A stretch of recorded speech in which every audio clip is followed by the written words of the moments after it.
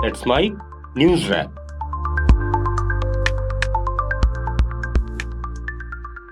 Let's mic news wrap में सुनते हैं आज सारे दिन की अहम खबरें सिर्फ 10 मिनट में। प्रधानमंत्री नरेंद्र मोदी ने पूर्णिया हवाई अड्डे के नए सिविल एन्क्लेव में अंतरिम टर्मिनल भवन का उद्घाटन किया। बिहार चुनाव से पहले उनका ये दौरा महत्वपूर्ण है। नरेंद्र मोदी ने पूर्णिया में एकत्रित लोगों का अभिवादन किया। उन्होंने बिहार के पूर्णिया में करीब 40,000 करोड़ रुपए की कई विकास परियोजनाओं का उद्घाटन और शिलान्यास किया। इसके साथ ही मोदी ने बिहार में कई ट्रेनों को हरी झंडी दिखाई। प्रधानमंत्री ने विक्रमशिला कटेरिया के बीच 2,170 करोड़ रुपए से अधिक की लागत वाली रेल लाइन का शिलान्यास किया, जो गंगा नदी के पार सीधा रेल संपर्क प्रदान करेगी। प्रधानमंत्री ने कहा कि आज यहां 40,000 से ज्यादा लाभार्थियों को पीएम आवास योजना के तहत पक्के घर भी मिले हैं। इन 40,000 परिवारों के जीवन में आज एक नई शुरुआत हुई है। धनतेरस, दीपावली और छठ पूजा से पहले अपने पक्के घर में गृह प्रवेश बहुत सौभाग्य से होता है। मैं इन परिवारों को बधाई और शुभकामनाएं देता हूं। साथियों, आज यहां बिहार के विकास के लिए करीब 40,000 करोड़ रुपया की परियोजनाओं का लोकार्पण और शिलान्यास हुआ है। रेल, एयरपोर्ट, बिजली, पानी से जुड़ी ये परियोजनाएं सीमांचल के सपनों को पूरा करने का माध्यम बनेगी।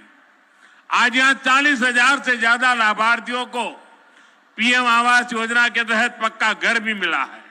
इन 40,000 परिवारों के जीवन में आज एक नई शुरुआत हुई है। धनतेरस से पहले, दिवाली से पहले और छठ पूजा से पहले अपने पक्के घर में गृह प्रवेश बहुत सौभाग्य से होता है। मैं इन परिवारों को बधाई देता हूं, शुभकामनाएं देता हूं। साथियों, आज का ये अवसर मेरे उन बेघर भाइयों बहनों को भरोसे देने का भी है।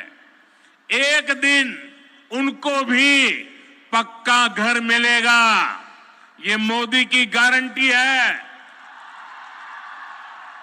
हमारी सरकार ने पिछले 11 साल में 4 करोड़ से ज्यादा पक्के घर बनाकर गरीबों को दिए हैं। अब हम 3 करोड़ नए घर बनाने का काम कर रहे हैं। सुप्रीम कोर्ट में बिहार में एसआईआर के खिलाफ दायर याचिकाओं पर सुनवाई हुई। इस दौरान याचिकाकर्ताओं की तरफ से कहा गया कि चुनाव आयोग प्रक्रिया का पालन नहीं कर रहा है, नियमों की अनदेखी हो रही है। इस पर कोर्ट ने कहा कि हम ये मानकर चलेंगे कि चुनाव आयोग अपनी जिम्मेदारियों को जानता है।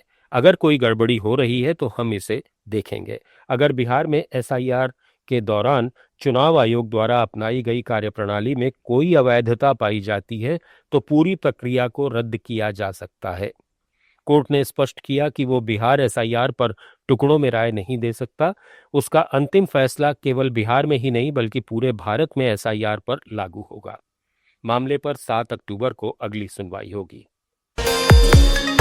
सुप्रीम कोर्ट ने वक्फ संशोधन कानून पर रोक लगाने से इनकार कर दिया है। हालांकि कोर्ट ने कानून में किए गए 3 बड़े बदलावों पर अंतिम फैसला आने तक स्टे लगा दिया। इनमें वक्फ बोर्ड में गैर मुस्लिम सदस्यों की नियुक्ति का नियम शामिल है। कोर्ट ने कहा कि केंद्रीय वक्फ बोर्ड में गैर मुस्लिम मेंबर्स की संख्या 4 और राज्यों के वक्फ बोर्ड में 3 से ज्यादा नहीं हो। सुप्रीम कोर्ट के आदेश पर एआईएमआईएम प्रमुख असदुद्दीन ओवैसी ने कहा कि ये एक अंतरिम आदेश है। हम चाहते हैं कि सुप्रीम कोर्ट जल्द ही पूरे अधिनियम पर अंतिम फैसला दे और उसकी सुनवाई शुरू हो। हमें उम्मीद है कि सुप्रीम कोर्ट जल्द ही अंतिम फैसला देगा। तो एक इंटरिम ऑर्डर आया है और हम तो ये चाहेंगे कि सुप्रीम कोर्ट जल्द से जल्द इसका एक फाइनल डिसीजन दे दे पूरा एक्ट के ऊपर और उसकी हियरिंग शुरू हो। मेरी राय में, मेरी पार्टी की राय में यह है कि ये जो इंटरिम ऑर्डर आया है, इससे जो कानून मोदी सरकार ने बनाया है, मोदी गवर्नमेंट ने बनाया है, एनडीए ने बनाया है, इससे वक्फ प्रॉपर्टीज का तहफ्फुज नहीं होगा, प्रोटेक्शन नहीं होगा और एंक्रोचर्स को रिवॉर्ड किया जाएगा। वक्फ प्रॉपर्टीज में कोई डेवलपमेंट नहीं आएगा। तो इसीलिए हम उम्मीद करते हैं कि सुप्रीम कोर्ट जल्द से जल्द एक फाइनल डिसीजन लेने के लिए जो भी जरूरी इक़दाम करना है वो सुप्रीम कोर्ट करे।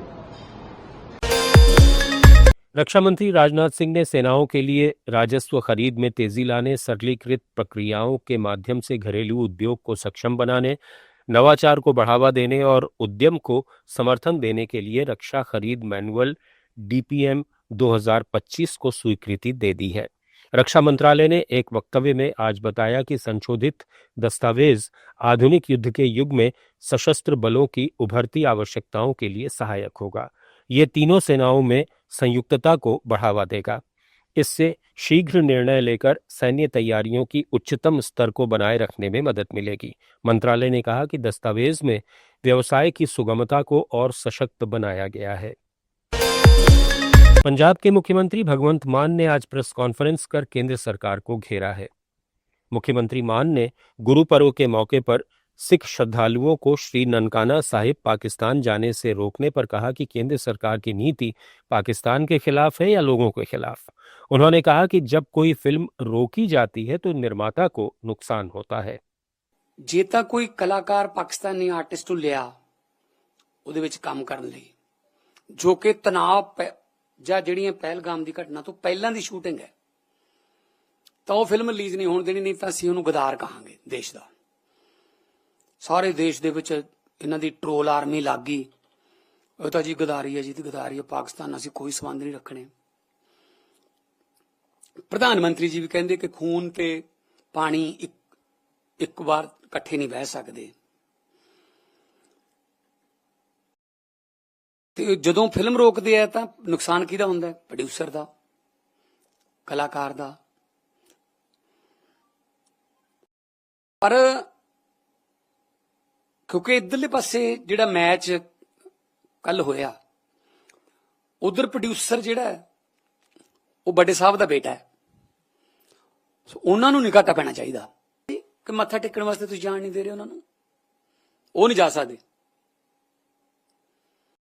ਜੇ ਮੈਚ ਖੇਡ ਸਕਦੇ ਹੋ ਫਿਰ ਕਰਤਾਰਪੁਰ ਸਾਹਿਬ ਜਾਂ ਨਨਕਾਣਾ ਸਾਹਿਬ ਮੱਥਾ ਟੇਕਣ ਤੋਂ ਕੀ ਹਰਜ ਹੈ ਜੀ?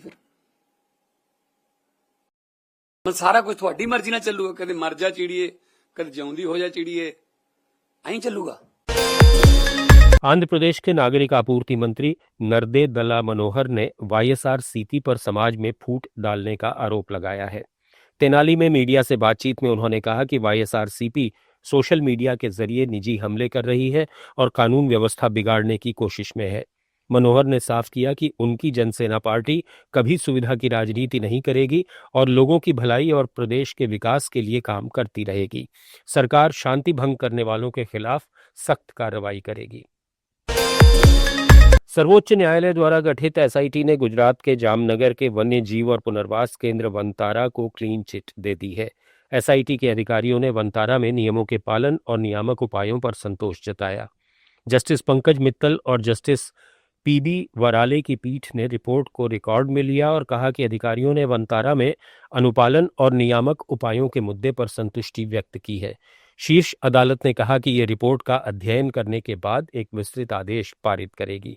शीर्ष अदालत में 2 जनहित याचिकाएं दायर की गई थीं। याचिका में आरोप लगाया गया था कि वनतारा में जानवरों की गैरकानूनी तरीके से खरीद की गई। याचिका में यह भी आरोप है कि हाथियों, चिड़ियाओं और अन्य संरक्षित प्रजातियों के जीवों को तस्करी कर वन्य जीव संरक्षण और पुनर्वास के नाम पर वनतारा लाया गया। ट्रंप के टैरिफ को लेकर पनपे तनाव के बीच भारत अमेरिका व्यापार समझौते पर बातचीत फिर शुरू होने वाली है। आज रात को ट्रंप प्रशासन के मुख्य वार्ताकार ब्रेंडन लिंच की अगुवाई में अमेरिकी प्रतिनिधिमंडल नई दिल्ली पहुंचेगा। रूस से तेल खरीदने को लेकर ट्रंप के भारत पर 50% टैरिफ लगाने के बाद दोनों देशों के बीच पहली बार द्विपक्षीय व्यापार समझौते पर वार्ता होगी। प्रस्तावित भारत अमेरिका द्विपक्षीय व्यापार समझौते की 5 दौर की वार्ता पूरी हो चुकी है। भारत के मुख्य वार्ताकार वाणिज्य मंत्रालय में विशेष सचिव राजेश अग्रवाल ने कहा कि ये 6ठे दौर की वार्ता नहीं है, लेकिन इसमें व्यापार वार्ता पर चर्चा हो रही है और ये देखने का प्रयास किया जा रहा है कि हम भारत और अमेरिका के बीच किस प्रकार किसी समझौते पर पहुंच सकते हैं। न्यूज़ रैप में फिलहाल इतना ही। जुड़े रहिए लेट्स माइक के साथ।